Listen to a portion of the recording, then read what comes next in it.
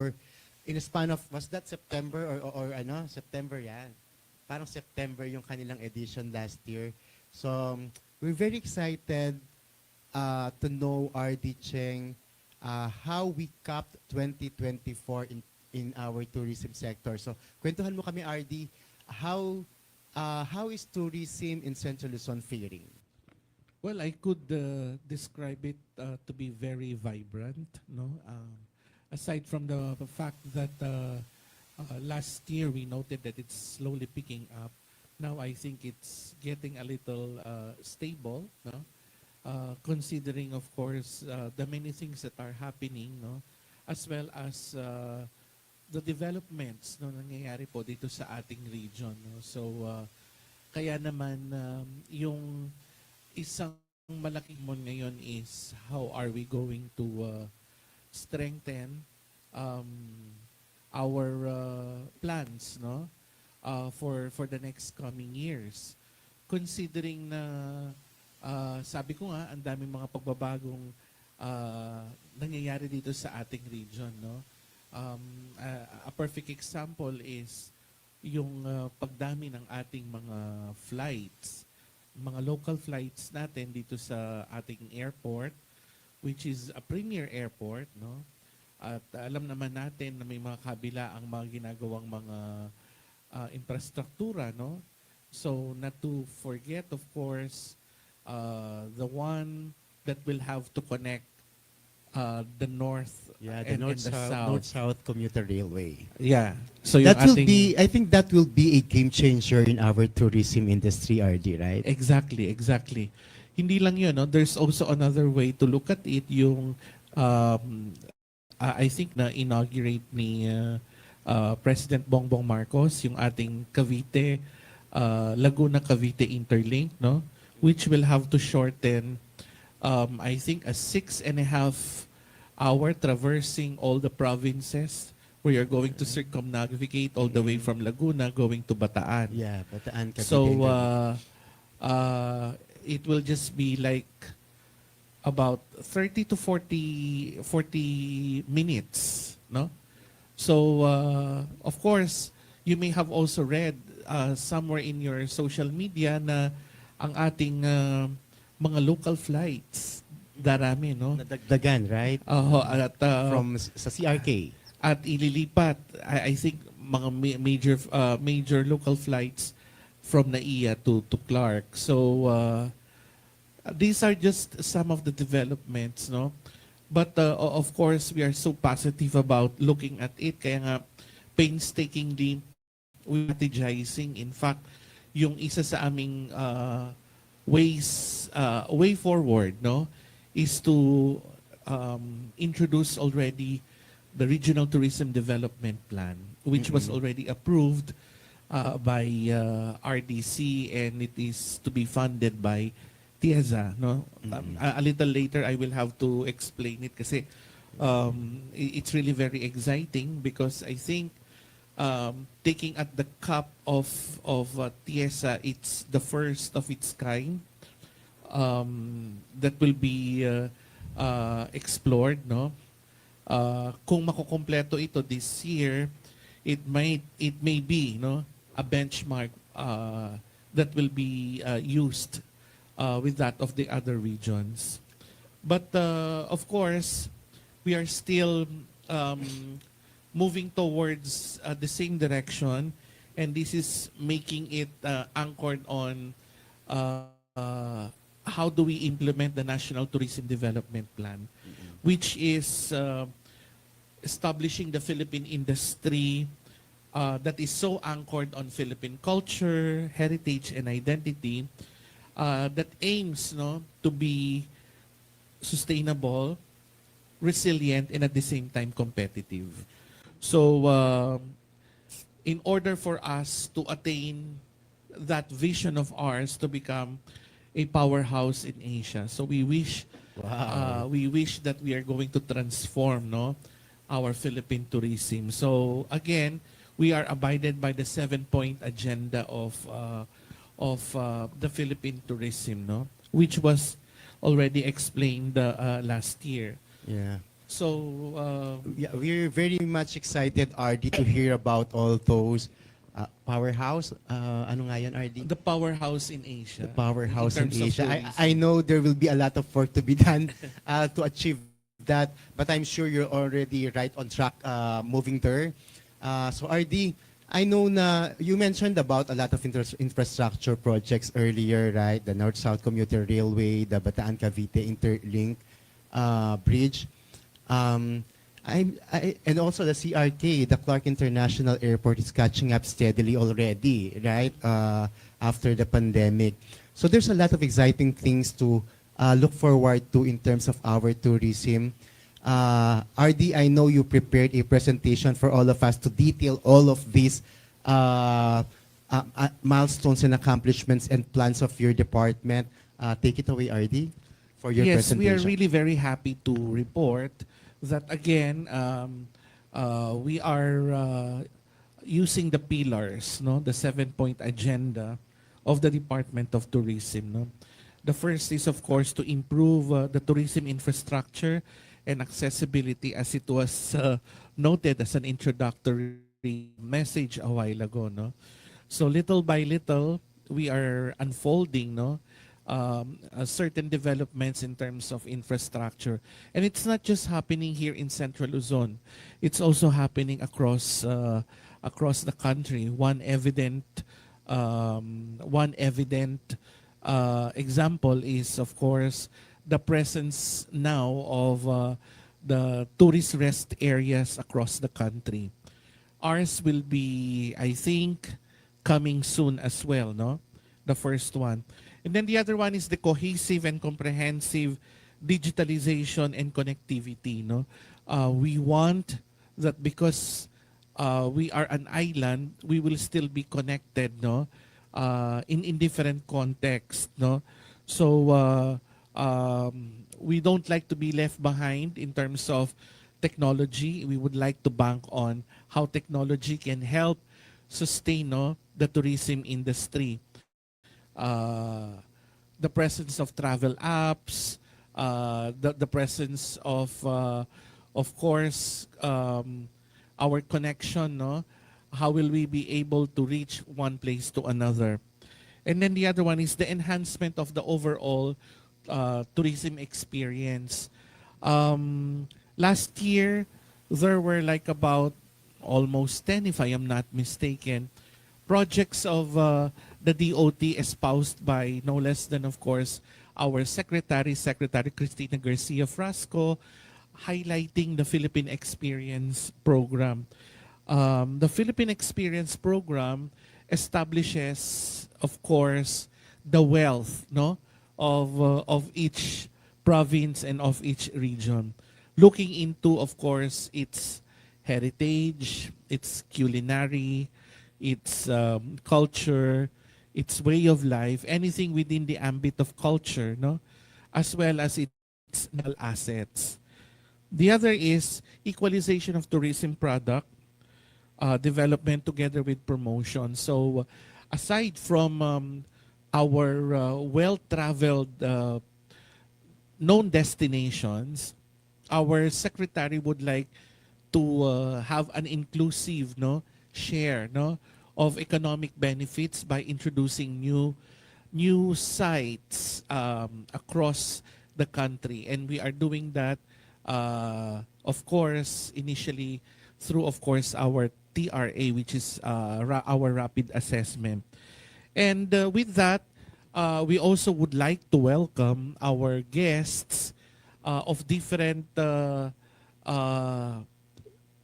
do you call this? Reasons, no? Why do they get to travel? Yung typology. So yun pong tinatawag nating diversification of portfolio. Every now and then we get to develop it, we get to produce it. Just like now, it's the year of the Jubilee. So we would like to strengthen our faith tourism, no, as part of our new portfolio that will have to be introduced. And of course, the introduction of the creative industry that has been a result of the law that was passed, yung creative law. So we also would like to highlight the creative assets, no, or the creativity of each region, no, as part of the tour experience. And then we would also like to maximize the domestic and international tourism. We would like to have more and more tourists coming in, no, whether they are whether it's local or international.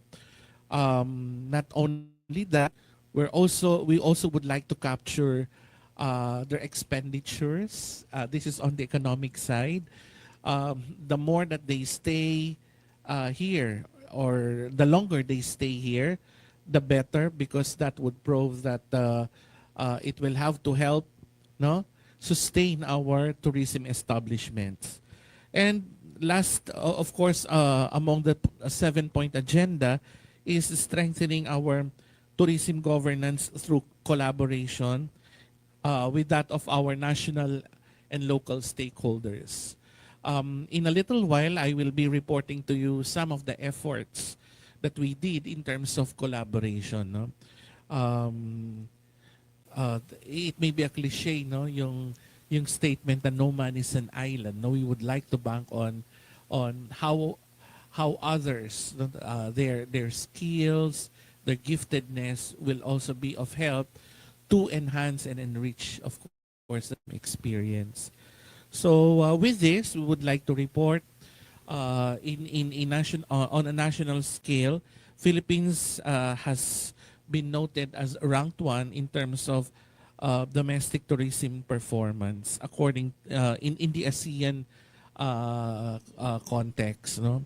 So it has contributed around 66.2 billion based on the World Travel and Tourism Council estimate. So ang laki-laki po ng naitulong niya sa ekonomiya, $66.2 billion.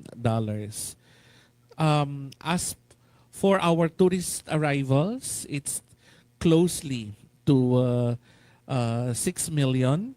So it's a short of a little figure on it's like about 5.9 million international tourist arrivals. And then our revenue rose from 697.46 billion to 760.50 billion. No? So this is from inbound tourism expenditures. Okay. So since we're talking about these figures, does it have any impact? Definitely there is, no? And we're talking about the biggest source of revenue is coming from reliable industries, specifically in the tourism industry, no? So it means that when time comes that there will be some sort of difficulties like climate risk, economic difficulties, or maybe that of what happened during the pandemic, we can really say that tourism can be relied on. No? So yun pong nakapag-survive sa atin, if it is safe to say, na talagang ang noong pong pandemic, kahit walang masyadong lumalabas, yung pong domestic travel ang nakapag-survive sa atin. Okay. So we can only do this through, of course, our strategy that is, of course, expound in the following, no, yung connectivity, convenience, and equality. So since we are an island, no, and we would like that the benefit will not only be from one place, better if it is circuited, no? So the distribution of the benefits would be on a larger scale. And we wish that that tourism experience become seamless. So we're dwelling on in what ways can we make our tourist experience convenience, together with the kind of the kind of service that we offer, the quality, and fusing it with technology, which is equality. So, with this, we would like to report our tourism milestones, no? Looking into the different aspects, yung tourism development planning, standards and regulations, industry training, and of course, market and product development. So on tourism development planning, as for the regional distribution, again, yun pong kanina, yun yung on a larger scale, yun pong national ano natin figure, no? Sa region naman po, it's almost the same, but this is a combined distribution of travelers, no? Yung both foreign, domestic, and overseas. It's like 5.5 million, almost. No, it's 5.5 million in figure, no? So, ang ganda-ganda ng ating figure sa Central Luzon. Noting, of course, that we have the airport, we have connectivity, no? From north to south, east, and west. Ang ganda-ganda ng location ng Central Luzon. So, with this, we really wanted to see how we can help, no, our provinces so that it will be felt, no. Kaya naman painstakingly we really try to coach them in terms of how they can formulate their own tourism development plan, local tourism development plan. Not because it's a requirement now for seal of good local governance, more so we would like them to feel, no, yun pong growth mismo in terms of what tourism can bring to their provinces. So we held some sort of trainings, workshops, and other capacity building that will have to strengthen local tourism development, no, in terms of course implementation in the local government. And it was in 2024 where we chaired already the Regional Ecotourism Committee, which is both being espoused by the Department of Natural DNR, no, Environment, and of course the OT. So for this part, we try to check on how we take care of our natural assets, no? And to date, we already had some sort of evaluation of 4 of our ecotourism sites, like Minalungaw National Park, Biak ng Bato National Park, Pantabangan Karangalan Watershed Forest Reserve, and yung Talavera Watershed Forest Reserve. So in the next coming meetings, we're going to check other ecotourism sites as well. Likewise, we were able to develop, help revive yung special committee on culture, arts, and tourism, no? This is one of the thrusts of the Department of Tourism, no? To keep and safeguard our own cultural heritage. We were also able to support hosting international events in the region, like the ISOCARP World Planning Congress, which was held last year, together with the ASEAN Armies, no, annual meeting, no. So we are just so overwhelmed that the trust given to us is really in full scale, no, and we would like to report that we were able to give assistance, no, with flying colors, kasi sumulat po ang organizer sa atin ng ASEAN Armies how they thanked us in terms of the help that was extended to them. Now, on standards and regulations, we were able to conduct 23 accreditation caravans all over the region, and we were able also to certify 824 tourism-related enterprises.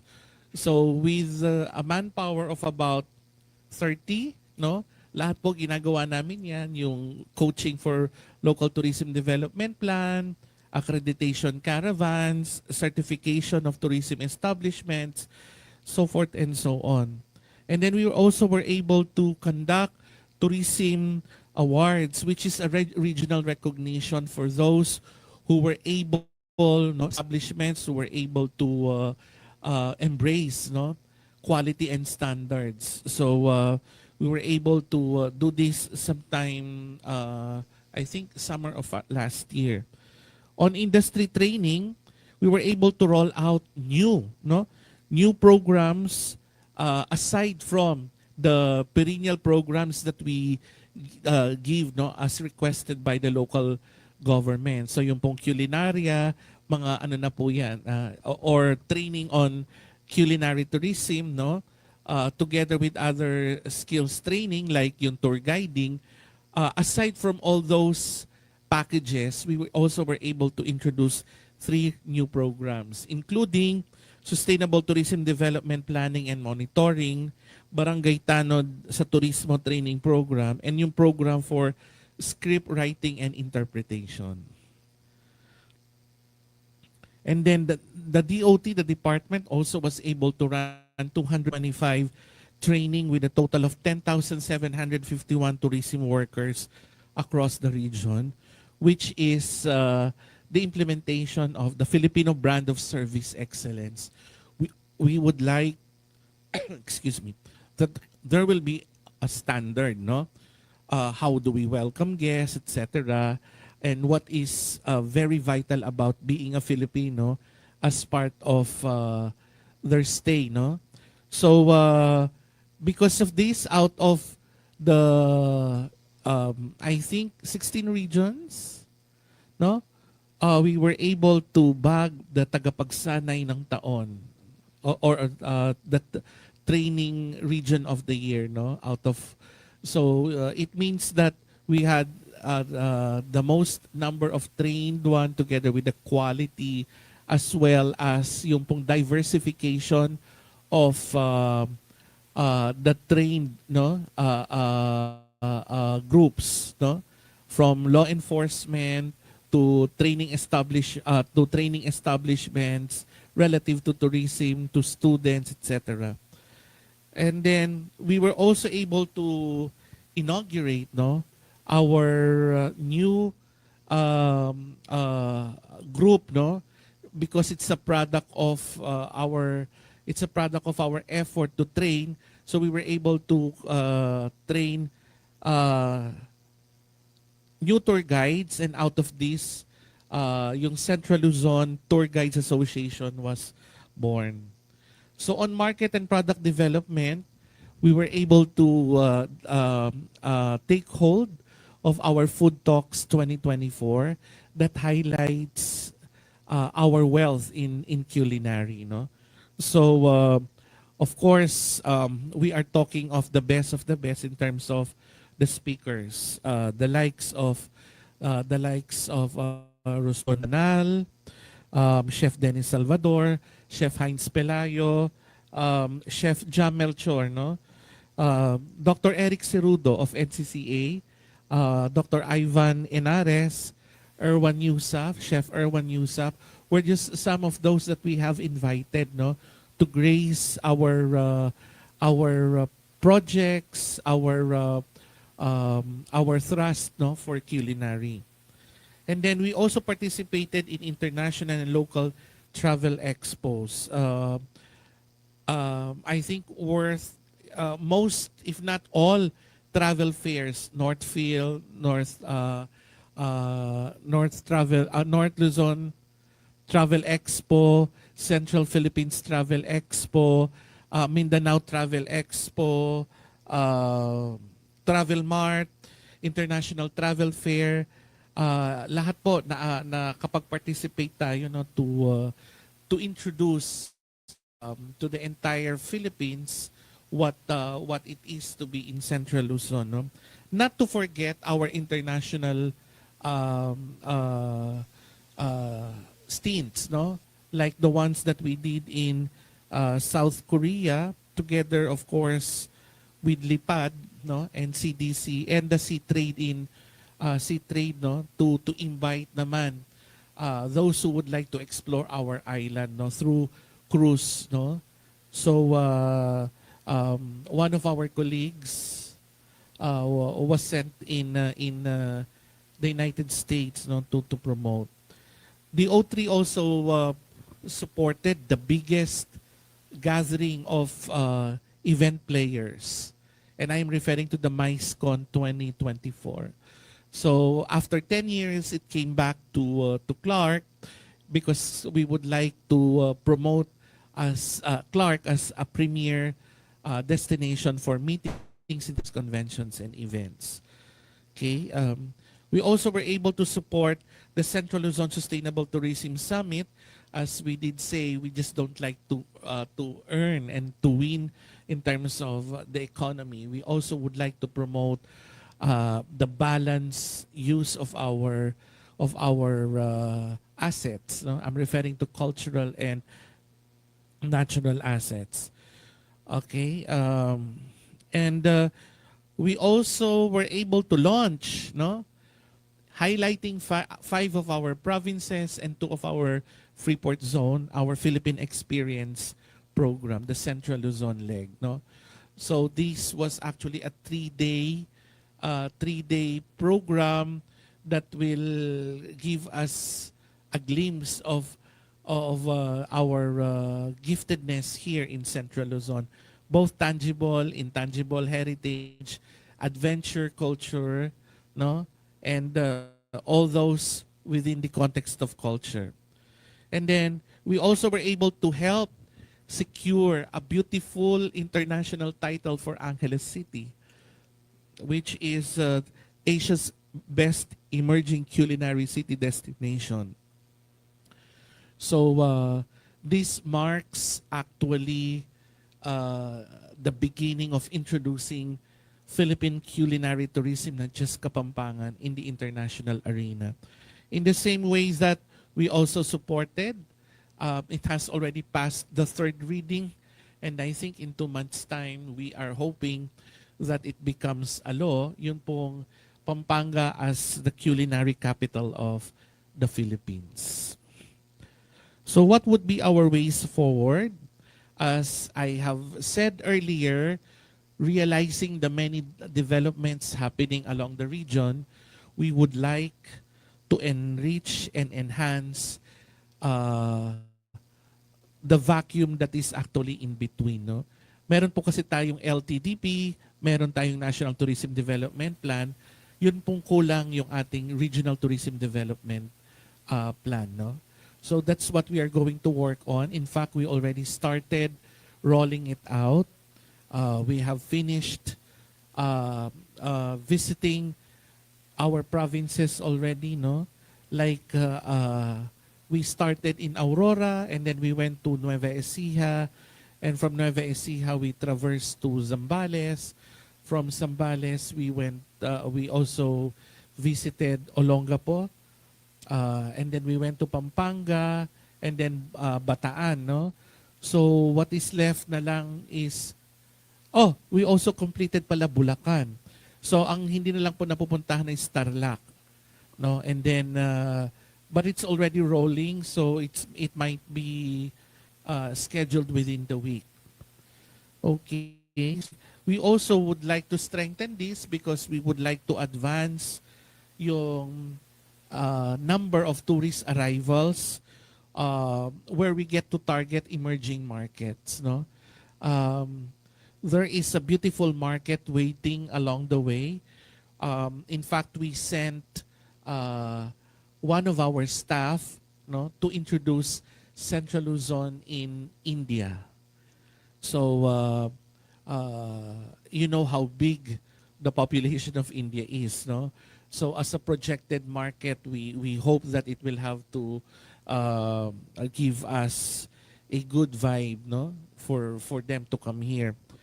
We are also introducing new products, no, as we have mentioned. This would be part of developments and adding, of course, portfolio to our existing products, no, just like Yun pong sinabi namin yung faith tourism or celebrating Jubilee Year plus yung pong Philippine Experience Program, extending it now to Nueva Ecija and Aurora. We also would like this year to have the full implementation of the accreditation inspection monitoring system, no, that would enhance quality, no, in terms of tourism services. We also are partnering now as part of our convergence initiatives, no, with other government agencies, no, just like what we have now, no, making people informed about what's happening in the OT. We are pairing with the Commission on Higher Education, with DNR, DSWD, different concerns, no, TESDA, no, DTI, and we are exploring on how we can better, no, use both mandates, no, to promote tourism. We also have convergence projects with local industry to foster tourism growth, no. One of the earliest partners that we have established is the one with the JCs, no. In fact, this is really creating us excitement because I think in 2026 the World JCs Congress is to be held in Central Luzon, welcoming like about 6,000 to 8,000 guests, international guests. And we also would like to revitalize our tourism or TRES awards, no, which would highlight again certain developments in term looking into the criteria and of course the processes. We also partner, no, with that of TIESA in the formulation of our Regional Tourism Development Plan, no. Yung pong TIESA ang ating magfa-fund, pero as I have said a while ago, we already had the rolling out of the program. So we are already in the first phase. Hopefully, this will be completed before the end of the year. So we're just going to pause a little few days ng election, and then we're going to pursue again, no. So all these things make it more exciting in Central Luzon, no, because we would like to create more stories, and these stories will be of our way, no, to make them feel that tourism is really alive, it's really vibrant here in Region 3 in Central Luzon. So we are crossing our fingers that more and more developments will be at our hand, and we ask, of course, the support of everyone to support our local industries, and we are extending, no, our gratitude to all our stakeholders who have made all these things possible. So yun muna po ang aming ibibigay ngayong taon, no? At we are looking forward to more and more for the coming years. God bless everyone.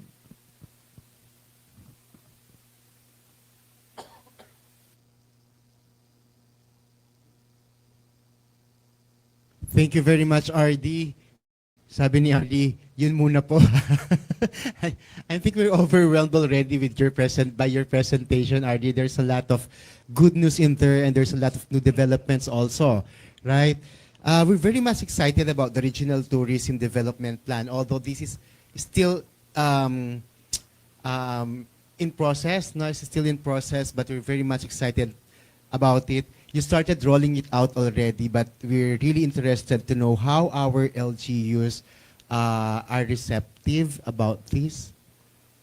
It's really very positive, no? Because we are not I'm just sure that dapat positive kasi this will help them, but Yeah. we're very much interested in how did they receive the regional development, tourism development plan when you roll it out?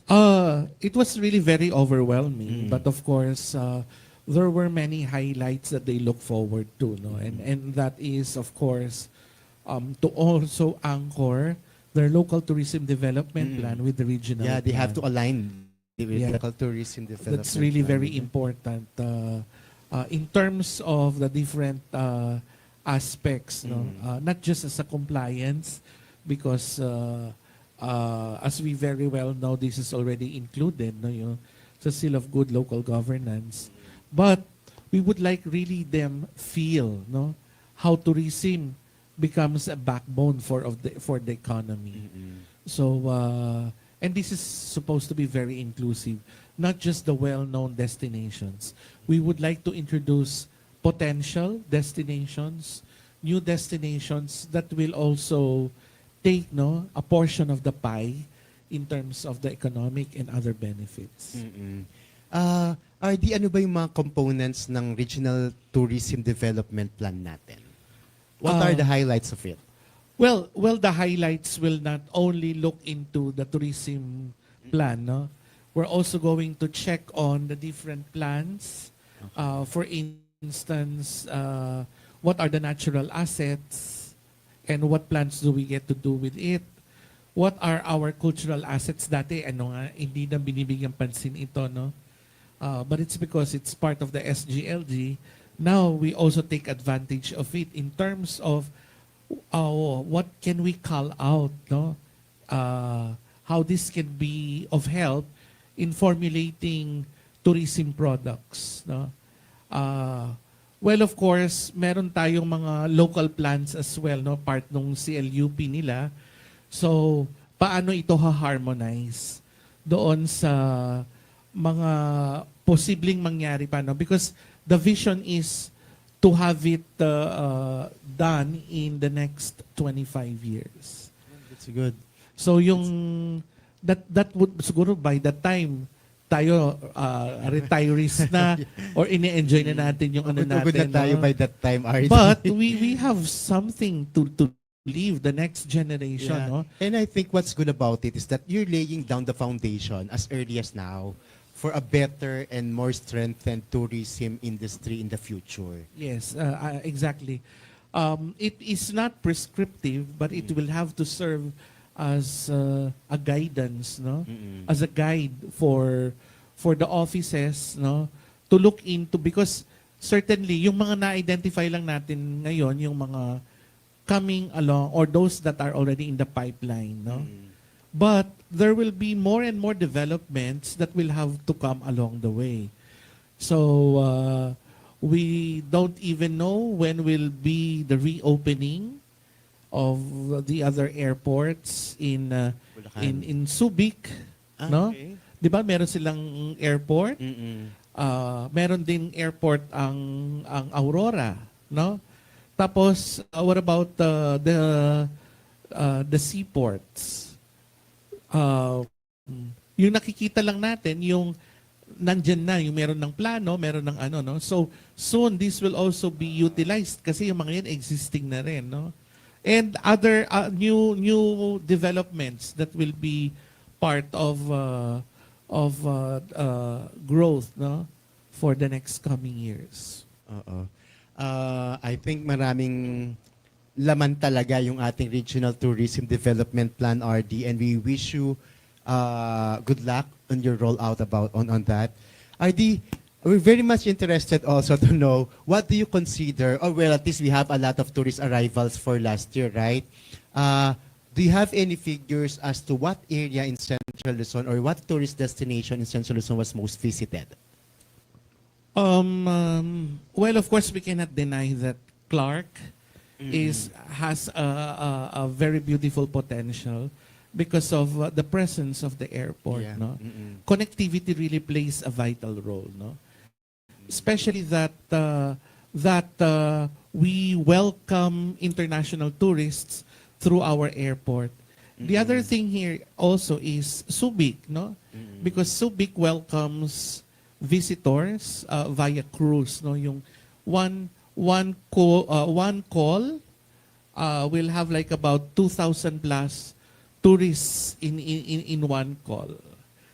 Yung wala pa yung ano doon, wala pa yung mga the one that works for the cruise, which is like about a composition of 300 personnel, no?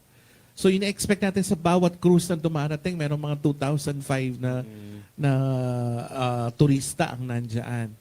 Not to forget, of course, Zambales, no? Yeah. Which is very charming in terms of its sea, sun, and sand, no? So all throughout the year, napakaganda ng kanyang registration. Although kasama na ngayon sa pagpaplano is baka magkaroon naman ng mass tourism, no? So we really have to look into getting in touch with the local government. And then, kahit na napakalayo ng Aurora, no? Those are serene areas kasi. Yes. Right? Zambales and Aurora. So Very yung good to go. taking a pause with that of the usual busy day, no? Like about having 2-3 days Yeah. just to For relaxation and all. relaxation, to be rejuvenated. So surprisingly, meron din silang mga ano. Although of course, mayroong local charm ang Pampanga when it comes to food, heritage together with Bulacan and Bataan. The three provinces are very rich in terms of culture and history, no? So malaki ang potential ng Central Luzon. Each province, each Freeport zone has its own giftedness offer, which is not likely the same as that of the other one. Yeah, it's really dependent also on your interest, right? If you're interested in beaches, then you can go to Zambales, Aurora. If you're interested in food, Pampanga is the best place to go. In fact, kahit nga yung magstay lang sa hotel, di ba, may staycation na ngayon. Yeah. You will really be very amazed in Clark, no? Kahit na magkakatabi ang hotels, ang occupancy they would always report na around 70 to 85%. Tama, maraming ng hotels in Clark ngayon, right? And a lot of them are also offering very reasonable prices for, well, at least for accommodation, right? Yes. So marami na ring mga places of interest. So kung ayaw mo na muna mag-ano, doon lang sa Clark mismo ang daming food establishments. You were right earlier, RD, no? Kasi nga naman, pagbababa ka na nga sa Clark via the Clark International Airport, syempre dadaanan mo na yung Clark, di ba?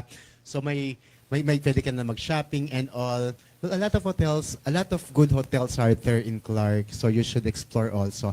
But RD, there are a lot of interesting places or tourist destinations here in Central Luzon. Which among those do you consider most unique? I know there's uniqueness in everything or in all areas, but well,